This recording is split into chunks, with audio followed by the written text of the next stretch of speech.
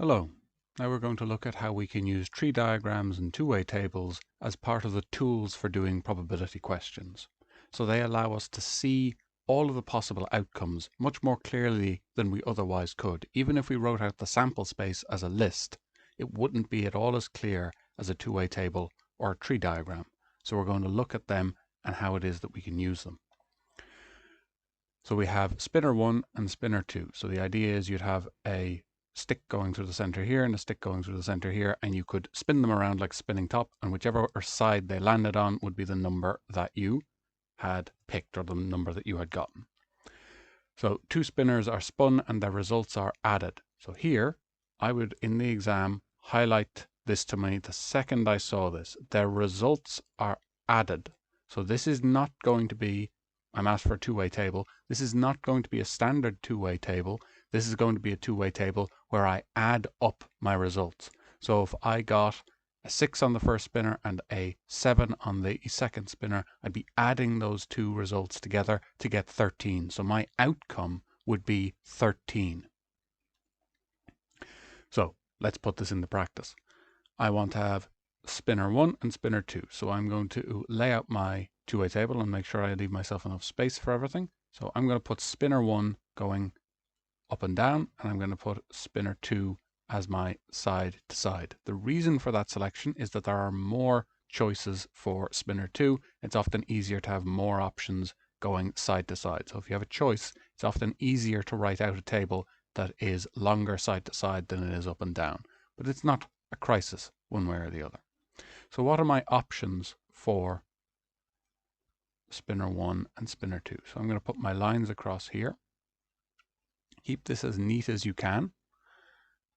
And we are going to have the options for spinner 1. So it's often good to do the side-to-side ones first.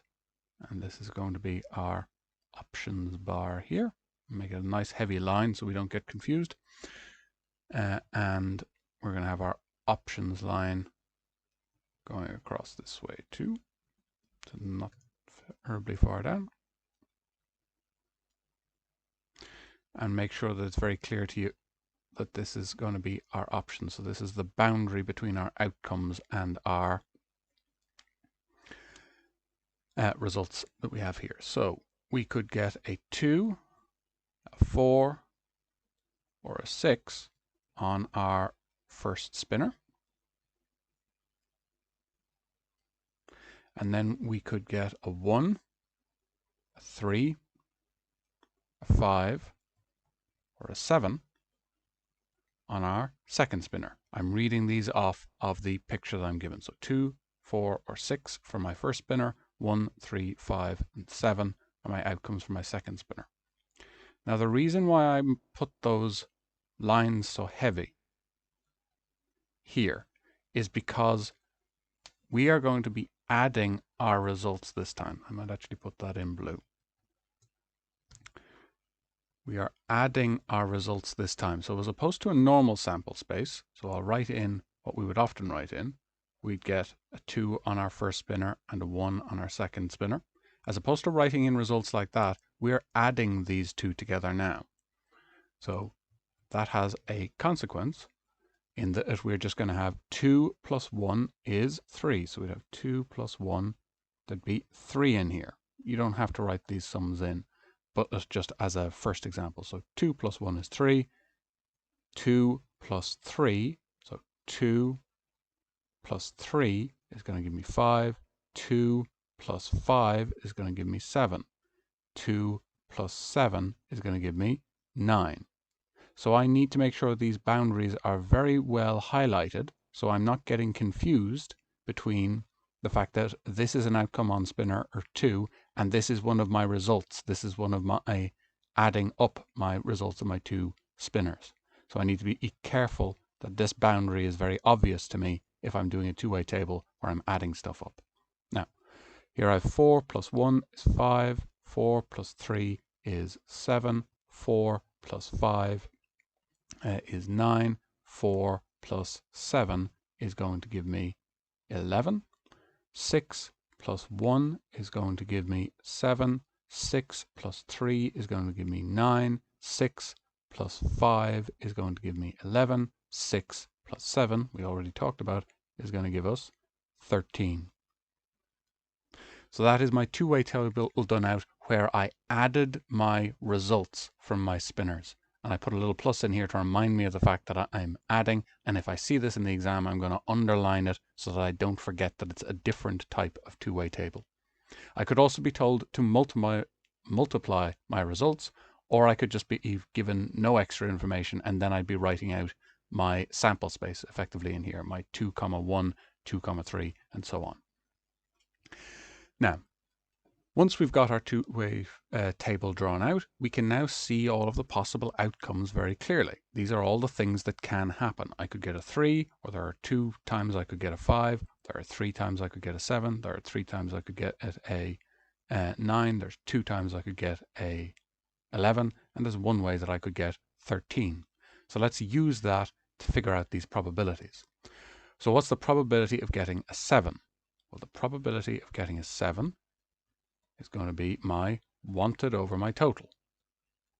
Anytime we're thinking about probabilities, we're always thinking about wanted over total. How many things do I want out of the total number of possible outcomes?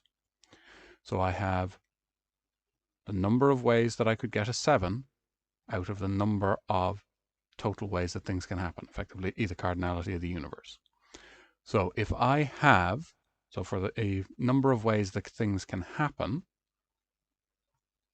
there's a few different ways I could do that. I could just count up my number of ways. I have 1, 2, 3, 4, 5, 6, 7, 8, 9, 10, 11, 12 ways that this could happen. There's a faster way of knowing that I am going to get 12 ways, though, in that I know I have 3 options for spinner 1, and I have 4 options for spinner 2. So I'd have 12 options in total. And then how many ways, this one I do read from the table. Sorry, that was my fundamental principle of counting that I used there to figure out my total number of possible outcomes, because I have 3 options on first spinner, 4 outcomes on the second spinner, so I have 3 by 4 total options. And again, you can read that off your two-way table. And then for the number of ways that we can get a 7, we do actually always read this off the table, and we say we have 1, 2, 3 ways of getting a 7. So that would be 3 out of 12. And that simplifies down. We divide above and below. There are a few ways we can write this. You could take out a common factor of 3, or you could say you divide above and below by 3, and you end up with a quarter. So a quarter of the time, we would expect to end up with a 7 as our outcome.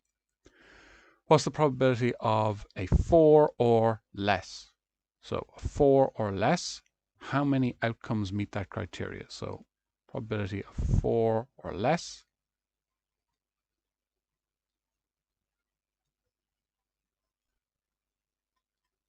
Writing that in more mathematical language, you could say that it would be less than or equal to 4, would be another way that you could describe that. Now, that's going to be the number of ways of having less than or equal to 4 over our total number of possible outcomes. Well, 5 isn't less than 4, 3 is less than 4, so there's only 1 way out of our total of 12 of achieving that. The fact that 4 is not a possible outcome is fine in this case, so it's not 0, because there is 1 outcome less than 4 that does meet our criteria. So what's the probability of getting an odd number? When I look to my outcome, so probability of odd would be the number of odd outcomes all over the total number in our universe. So that's odd, that's odd, that's odd. They're all odd. So that means that if we would have 12 out of 12 or 1, we have a probability of 1. We are certain to get an odd numbered outcome. What's the probability of not getting a 9? So the probability of not getting a 9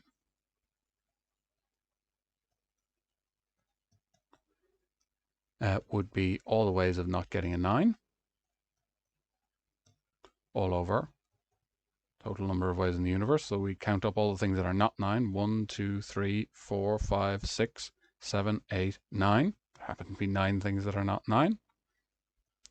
And we can divide above and below by our common factor or take out a common factor.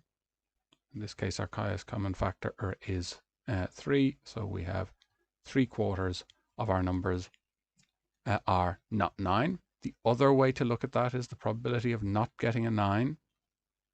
Not getting a 9 would be the total minus the probability of not getting a 9, which would be 1 minus, sorry, my apologies, would be the total minus the probability of getting a 9. Probability of getting a 9 would be 3 out of 12, which is 1 minus 1/4, which is 3/4. And this tool here is very important for some more advanced questions. What's the probability of getting a 4? There is no 4 here, so the probability of getting a 4 is 0 out of 12, which we usually write as 0. Now, a different question. The letters in the word cat are written on paper, so on pieces of paper, and one is picked up, but it's not put back. So we put it in our pocket. We don't put that, whichever one we picked up, we don't put back. And then another one is picked. So we've picked up 2 pieces of paper that have the letters of the word cat on it in a random order. So our tree diagram, we would start off not having made any selection, and we could have picked any of our 3 pieces of paper. So C, A, and T.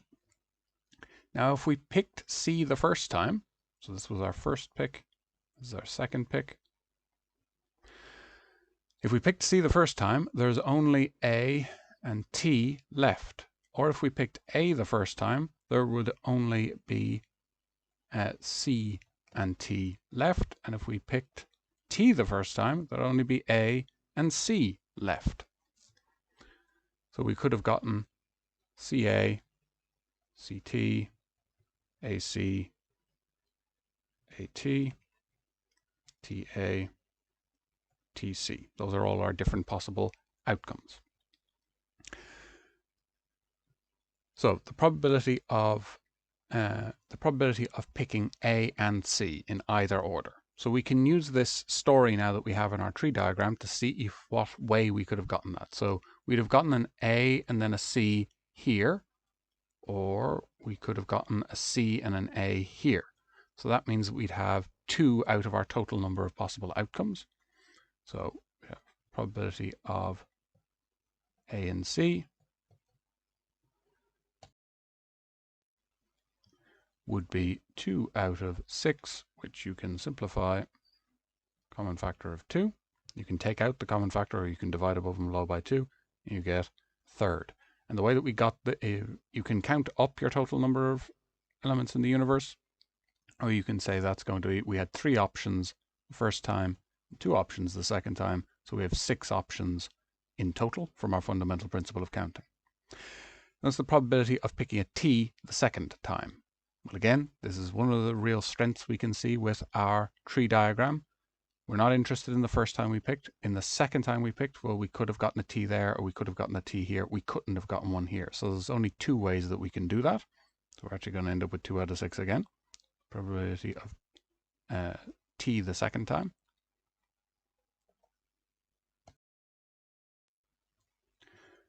So we have our numbers of ways of picking T the second time out of our total number of possible ways. And one of the things that's important here is we don't actually care what happened the first time, except implicitly in that we know that we can't have picked T the first time. So we have these 2 options are the only ones that we are interested in. The fact that we got A the first time and C the first time here does not matter. All we're concerned about is what meets this criteria where we picked T the second time around. So that's how we can use our sample spaces, our 2-way tables, and our tree diagrams to solve probability questions. And that is what we need for now.